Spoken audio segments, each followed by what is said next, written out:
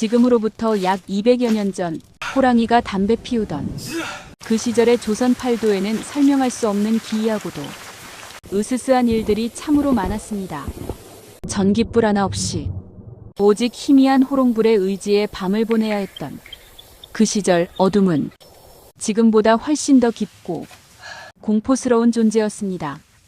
오늘은 잠 못 드는 여러분을 위해 등골이 오싹해지는 조선의 미스터리 실화야담 4편을 준비했습니다.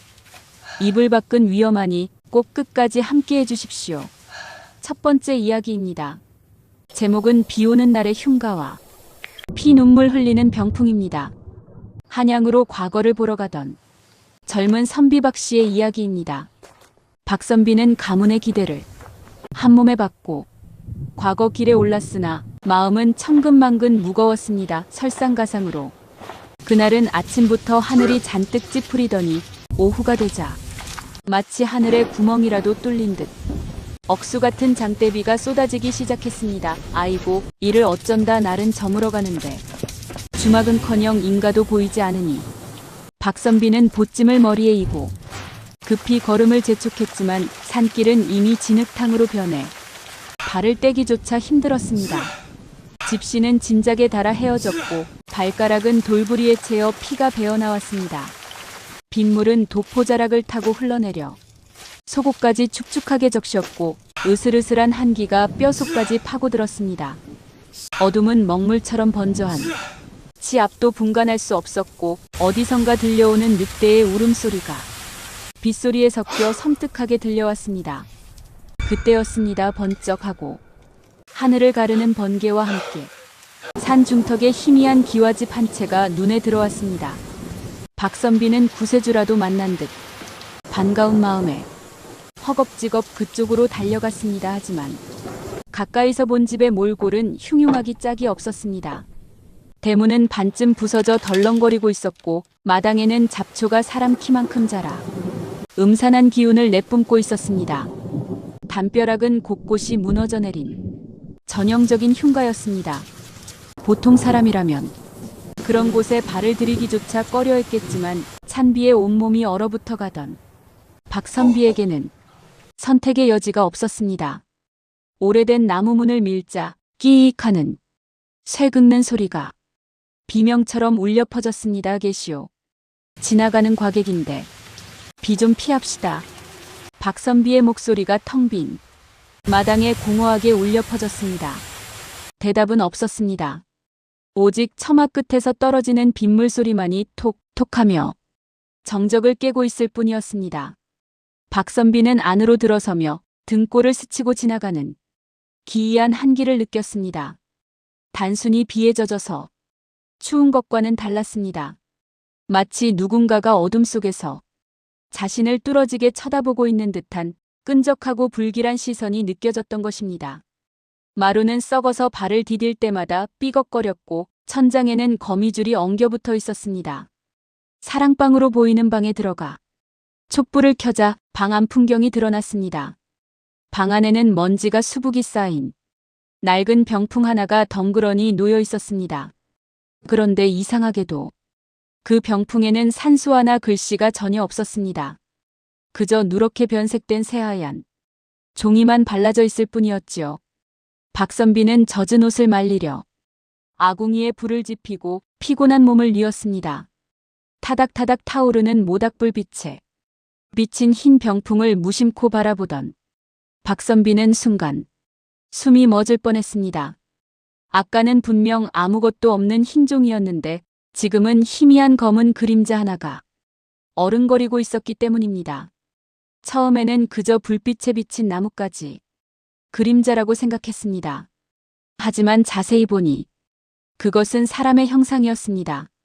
그것도 긴 머리카락을 산발한 채 거꾸로 매달려 있는 여인의 형상이었습니다. 박선비는 침을 꿀꺽 삼켰습니다. 심장이 쿵쾅거리며 귓가에서 북소리처럼 울리기 시작했습니다. 내가 너무 피곤해서 헛것을 보는 게야. 그래, 헛것이야. 그렇게 애써 마음을 다잡으며 눈을 비비고 다시 병풍을 보았습니다. 그런데 그 순간 그림자가 병풍 속에서 꿈틀거리더니 천천히 아주 천천히 커지기 시작했습니다. 마치 2차원의 그림 속에서 3차원의 현실로 기어나오려는 것처럼 말입니다. 병풍 속의 여인은 붉은 피눈물을 흘리며 박선비를 향해 손을 뻗고 있었습니다. 박선비가 비명을 지르며 뒷걸음질 치는 찰나 촛불이 훅 하고 꺼져버렸습니다. 그리고 칠흑 같은 어둠 속에서 얼음장처럼 차가운 손길이 박선비의 발목을 덥석 잡았습니다. 박선비는 그 자리에서 혼절하고 말았고 다음 날 아침 마을 사람들에게 발견되었을 때 그의 발목에는 시퍼런 손자국이 선명하게 남아있었다고 합니다. 두 번째 이야기입니다. 제목은 탐욕이 부른 화, 주인을 찾아온 손가락입니다. 경기도 광주 땅에 김가라는 이름의 유명한 도굴꾼이 살고 있었습니다. 그는 남의 신성한 무덤을 파헤쳐 부장품을 훔쳐 파는 것으로 생계를 유지했는데 담력이 세고 욕심이 많아 귀신 따위는 전혀 무서워하지 않는 위인이었습니다. 그의 눈에는 무덤이 조상을 모시는 곳이 아니라 그저 돈이 묻혀 있는 보물 창고로만 보였습니다. 어느 날 김가는 주막에서 솔깃한 소문을 듣게 됩니다. 이웃 마을의 만석군 최 부자가 세상을 떠났는데 평소 끔찍하게 아끼던 굵은 금반지와 옥비녀를 시신과 함께 관 속에 넣어 묻었다는 것이었습니다. 옳거니 오늘 밤은 저거다. 저거 하나면 팔자를 고치겠구나. 김가는 쾌재를 부르며 달도 뜨지 않은 그날 밤 녹슨 괭이 하나를 둘러매고 산으로 올라갔습니다. 공동묘지에는 을씨년스러운 바람만이 불고 있었습니다. 부엉이가 부우엉하고 올 때마다 산 전체가 울리는 듯 했습니다. 김가는 최 부자의 무덤을 찾아 익숙한 솜씨로 땅을 파헤치기 시작했습니다. 퍽퍽 흙을 파내는 소리가 적막한 산속에 울려 퍼졌습니다. 이마에는 땀이 비오듯 흘렀지만 김가의 눈은 탐욕으로 번들거렸습니다. 이윽고 텅하는 둔탁한 소리와 함께 관 뚜껑이 드러났습니다. 김가는 주저없이 쇠지렛대를 꽂아넣고 관 뚜껑을 억지로 열어젖혔습니다. 끼기깃 하는 소리와 함께 관이 열리자 역한 냄새가 코를 찔렀습니다. 관 속에는 수의를 입은 최 부자의 시신이 뻣뻣하게 누워 있었고 소문대로 왼손 약지에는 굵은 금반지가 번쩍이고 있었습니다. 흐흐흐. 이게 웬 횡재냐. 노인네가 죽어서까지 금반지가 무슨 소용이람. 김가는 침을 꿀꺽 삼키며 시신의 손에서 반지를 빼내려 했습니다. 그런데 죽은 지 며칠이 지나서인지 시신의 몸이 퉁퉁 부어올라 반지가 꽉 끼어 빠지지 않았습니다. 김가는 짜증을 내며 시신의 손가락을 힘껏 비틀었습니다. 침까지 뱉어가며 반지를 빼내려 했지만 요지부동이었습니다. 욕심에 눈이 먼 김가는 결국 끔찍한 짓을 저지르기로 마음먹었습니다. 챙겨온 작은 칼을 꺼내든 것입니다. 에이, 죽은 양반이 왜 이리 고집이 세? 곱게 줄 것이지. 김가는 망설임 없이 시신의 손가락을 잘라내기 시작했습니다. 그 순간이었습니다. 우드득하는 뼈 부러지는 소리와 함께 반지가 낀 손가락이 잘려나왔습니다. 그런데 바로 그때 김가의 손목을 누군가가 쇠몽둥이처럼 꽉 움켜쥐었습니다. 누구냐? 놀란 김가가 고개를 들어보니 관 속에 얌전히 누워있던 시신이 번쩍 눈을 뜨고 김가를 노려보고 있는 것이 아니겠습니까? 시신의 눈은 흰자위만 가득했고 입가에는 기괴한 미소가 걸려 있었습니다. 내내 반지 내놓거라. 내 손가락 땅 밑 깊은 곳에서 울려나오는 듯한 걸걸하고 쉰 목소리였습니다. 혼비백산한 김가는 비명을 지르며 뒤도 돌아보지 않고 도망쳤습니다. 으악! 살려줘! 귀신이다! 김가는 괭이도 훔친 패물도 다 버려두고 산비탈을 구르며 미친 듯이 달렸습니다. 가시덤불에 옷이 찢기고 얼굴이 긁혀 피가 났지만 아픔을 느낄 새도 없었습니다. 하지만 등 뒤에서는 저벅저벅하고 흙을 밟는 소리가 끊임없이 따라왔습니다. 아무리 빨리 뛰어도 발자국 소리는 점점 더 가까워졌습니다. 마치 바로 귀 옆에서 숨소리가 들리는 듯 했습니다. 숨이 턱끝까지 차오른 김가가 마을 어귀에 다다랐을 때 그는 다리에 힘이 풀려 그만 주저앉고 말았습니다. 이제 살았나? 마을까지는 못 쫓아오겠지? 김가는 거친 숨을 몰아쉬며 조심스레 뒤를 돌아보았습니다. 다행히 아무도 없었습니다. 안도의 한숨을 내쉬며 땀을 닦으려 주머니에 손을 넣은 김가는 그만 기절초풍하고 말았습니다. 자신의 주머니 속에 아까 산에 버리고 온 줄 알았던 그 잘린 손가락이 꿈틀거리며 들어있었기 때문입니다.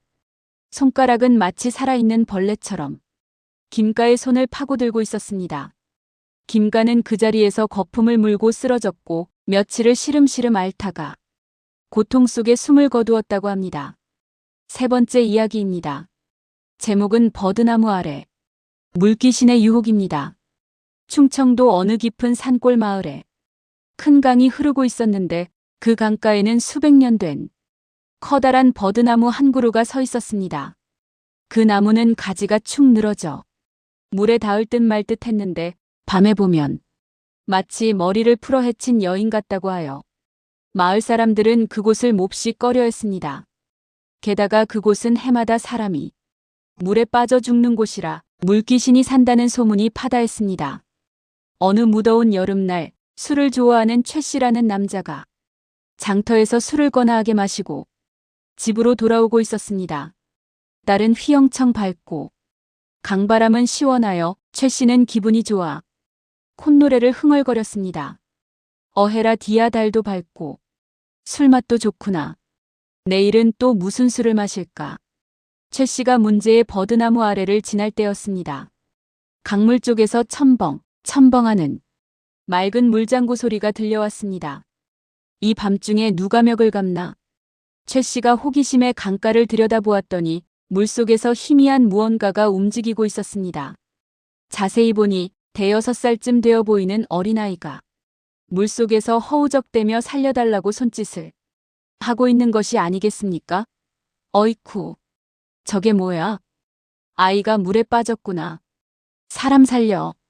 술 기운에 정의감이 불타오른 최 씨는 앞뒤 잴 것도 없이 급히 집신을 벗어던지고 물속으로 뛰어들려 했습니다. 아이의 눈망울이 너무나 애처로워 보였기 때문입니다. 한 발을 강물에 담그려는 찰나 지나가던 스님 한 분이 최 씨의 뒷덜미를 낚아채 뒤로 내동댕이 쳤습니다. 그 힘이 어찌나 센지 최 씨는 엉덩방아를 찌으며 뒤로 나자빠졌습니다. 이보시오. 멈추시오. 제 발로 황천길을 가려 하시오. 최 씨가 화를 내며 소리쳤습니다. 아니 스님, 수행한다는 분이 사람이 물에 빠져 죽어가는데 보고만 있으란 말이오? 이거 놓으시오. 스님은 표정 하나 변하지 않고 엄한 목소리로 손가락으로 강물을 가리켰습니다. 눈을 씻고 다시 보시오. 술 기운을 거두고 똑바로 보란 말이오. 저게 정말 아이로 보이시오? 스님의 호통에 정신이 번쩍 든 최 씨가 다시 물속을 자세히 들여다보고는 그만 입을 다물지 못했습니다. 아까는 분명 허우적거리는 아이였는데 다시 보니 그것은 아이가 아니었습니다. 검은 머리카락 뭉치 같은 것이 물 위에 둥둥 떠 있는데 그 아래로 시퍼런 손 2개가 물 밖으로 쑥 나와서 최 씨를 향해 이리 오라는 듯 손짓을 하고 있었던 것입니다. 더욱 끔찍한 것은 그 손가락들이었습니다. 손가락들은 기이하게 길고 관절이 기괴하게 꺾인 채로 끔찍하게 움직이고 있었습니다. 이리와 물속에서 뽀글뽀글 거품이 올라오며 들리는 듯한 환청에 최 씨는 온몸에 소름이 돋았습니다. 저게 뭐요? 물귀신이오. 당신 같은 취객이 물에 들어오기만을 기다리며 환상을 보여준 게지요. 내가 조금만 늦었어도 당신은 저 차가운 강바닥에 처박혔을 거요. 최 씨는 등골이 오싹해져 신발도 챙기지 못하고 스님 뒤를 따라 도망쳤습니다. 그 후로 최 씨는 평생 술을 입에도 대지 않았다고 합니다. 네 번째 이야기입니다. 제목은 주막집의 비밀과 시체가 든 뒤주입니다. 경상도 문경세제를 넘어가던 나그네가 날이 저물어 주막을 찾았습니다. 깊은 산중이라 인가라고는 그 주막 하나뿐이었지요. 주막은 겉보기에는 평범해 보였지만 어딘가 모르게 음산한 기운이 감돌았습니다. 주모는 나이가 지긋한 노파였는데 한쪽 눈이 머네꼬 눈이었고 목소리가 쇠를 긁는 듯 걸걸했습니다. 그녀의 얼굴에는 깊은 주름이 패어 있었는데 그 주름 사이사이로 탐욕과 살기가 배어나오는 듯 했습니다. 어서 오슈밥은 있고 잠자리는 저 끝방이요. 나그네는 국밥을 한 그릇 시켜 비우고 방에 들어갔는데 왠지 모를 찜찜한 기분이 들었습니다. 국밥에 들어간 고기 맛이 묘하게 비릿했고 방바닥이 유난히 차가웠습니다. 벽지에는 곰팡이가 슬어 있었는데 그 냄새가 꼭 오래된 피냄새와 섞인 것 같아 속이 메스꺼웠습니다. 피곤함에 잠을 청하려는데 옆방에서 소근거리는 소리가 들려왔습니다. 벽이 얇아 소리가 그대로 넘어왔습니다. 오늘 온 놈은 보찜이 꽤 두둑해 보이던데. 그래, 밥에 약을 탔으니 곧 골아떨어질 거야. 잠들면 바로 처리해서 뒷산에 묻어버리자고. 나그네는 정신이 번쩍 들었습니다. 심장이 입 밖으로 튀어나올 것만 같았습니다. 주막인 줄 알고 들어온 곳이 사실은 사람을 잡아 재물을 뺏는 도적 소굴이었던 것입니다. 나그네는 도망치려 문을 살짝 열어보았습니다. 마당에는 주모와 덩치 큰 사내들이 시퍼런 낙과 몽둥이를 들고 서성이고 있었습니다. 낱날이 달빛을 받아 서늘하게 번뜩였습니다. 도간에 든 쥐 신세가 된 나그네는 식은땀을 흘리며 방 안을 둘러보았습니다. 숨을 곳이라고는 윗목에 놓인 낡은 뒤주 하나뿐이었습니다. 일단 저기에라도 숨자놈들이 방을 확인할 때 저기만 넘기면 살 수 있을지도 몰라. 나그네는 급히 뒤주 뚜껑을 열었습니다. 그런데 그 안에는 이미 누군가가 들어 있었습니다. 텅 비어 있어야 할 뒤주 속에 먼저 묵었던 손님으로 보이는 시체. 한 구가 웅크리고 있었던 것입니다. 시체는 눈을 부릅뜬 채 공포에 질린 표정으로 굳어 있었습니다. 나그네는 비명조차 지르지 못한 채 입을 틀어막았습니다. 시체와 한 공간에 있다는 공포보다 밖에서 들려오는 발자국, 소리가 더 무서웠기 때문입니다. 저벅저벅 이놈이 잠이 들었나? 왜 이렇게 조용해? 문고리가 덜컥거리기 시작했습니다. 나그네는 더 이상 숨을 곳이 없음을 직감했습니다. 이판사판이라는 생각으로 죽을 힘을 다해 뒷문을 발로 차 뜯어내고 칠흑 같은 숲속으로 달렸습니다. 저놈 잡아라. 살려보내면 안 된다. 뒤에서 고함 소리와 함께 횃불이 춤을 추며 따라왔습니다. 나그네는 가시덤불에 살이 찢기고 맨발이 피투성이가 되도록 달렸습니다. 폐가 터질 것 같았지만 멈출 수 없었습니다. 동이 트고 나서야 나그네는 간신히 관아에 도착해 신고를 했습니다. 포졸들이 출동하여 주막을 덮쳤을 때 주막 마당 아래에서는 억울하게 죽은 나그네들의 유골이 수십 구나 발견되었다고 합니다. 그날 밤 나그네가 먹은 국밥이 무엇으로 만들어졌는지는 끝내 밝혀지지 않았습니다. 오늘 들려드린 조선의 기묘한 야담들 어떠셨는지요?